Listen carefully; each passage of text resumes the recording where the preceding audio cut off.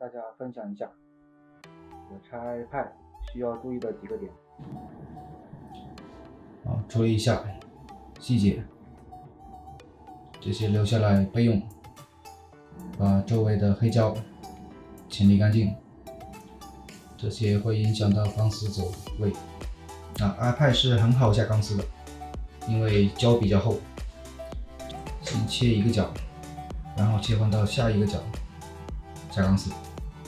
就因为胶比较厚，所以我们走线会感觉阻力很大，钢丝容易断。我现在用的是 0.08 的线，稍微用粗一点的线。分离平板的时候，温度不要开得太高，建议不要超过80度。长时间的高温加热，背光容易起波纹，包括碎玻璃渣，不要伤到触摸。分 iPad 的胶会感觉阻力很大，不要急，一点一点的分割开。